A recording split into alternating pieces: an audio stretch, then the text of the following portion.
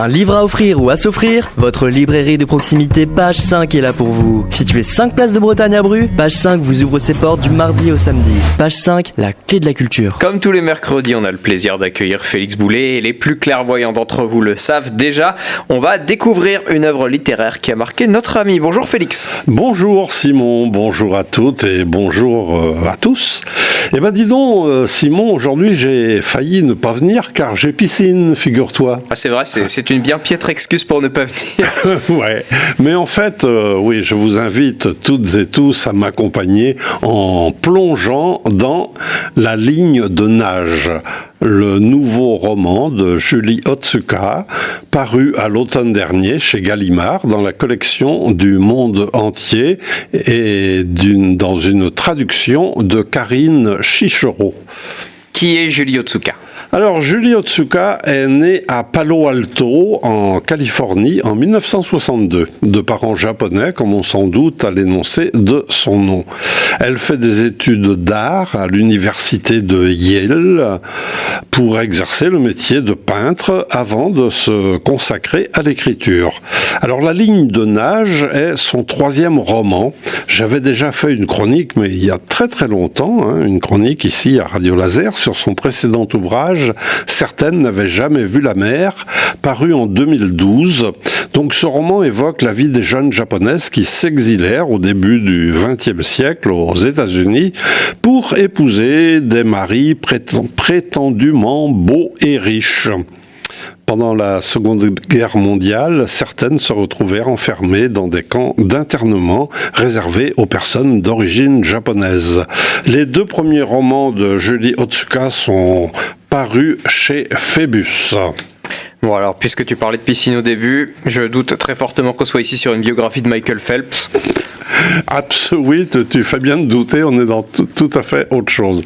Alors, Julie Otsuka nous invite à partager la vie des habitués d'une piscine construite en sous-sol, une piscine que tout le monde appelle la en bas.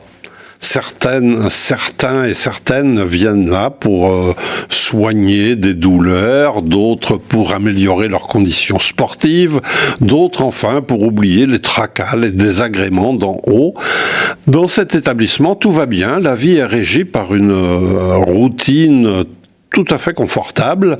Et parmi les habitués, on va repérer Alice, une vieille dame qui commence à avoir des oublis, à être victime de trous de mémoire, mais portée par les règles d'usage qui réglementent la vie de l'établissement.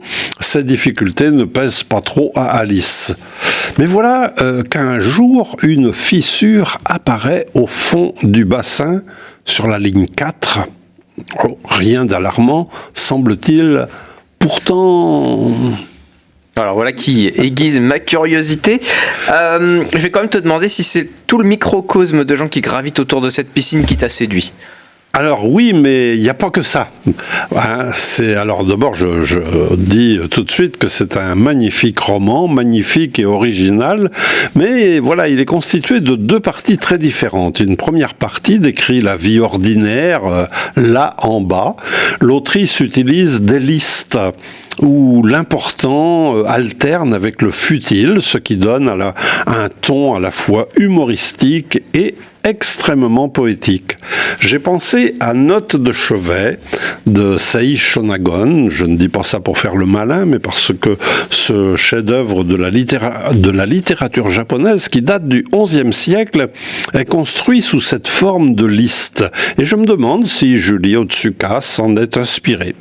Mais dans ce ton badin, au début, vient progressivement s'inspirer quelques notes plus inquiétantes. Alors, avec cette fissure qui apparaît, et puis avec l'état d'Alice qui, elle aussi, se fissure. Et à partir de la moitié du récit, nous accompagnons la vie de la vieille dame dans ce que nous appellerons en France un EHPAD. C'est triste, c'est beau, c'est profondément humain. Le dernier paragraphe est d'une splendeur déchirante.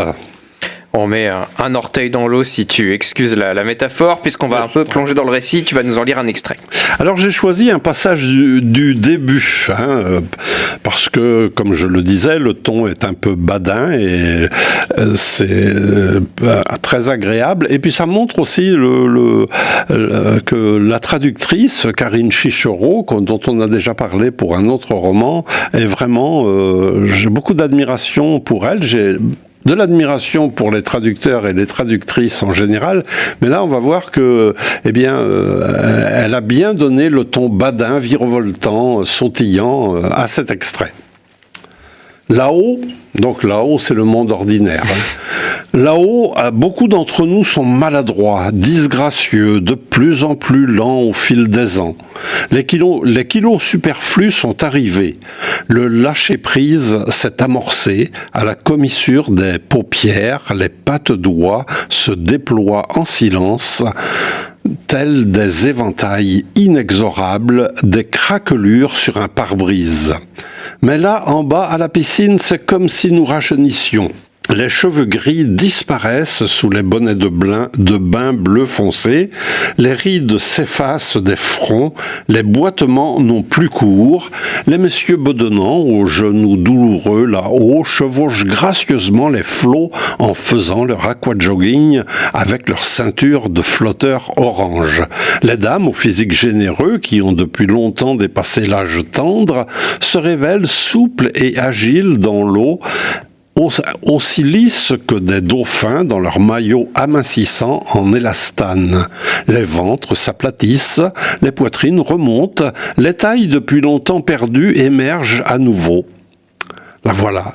Même la plus plantureuse d'entre nous fait glisser sa stature majestueuse dans son couloir avec aisance et aplomb, tel l'imposant Queen Mary. Ce corps qui est le mien a été conçu pour flotter. Le reste, c'est à découvrir dans la ligne de nage de Julie Otsuka.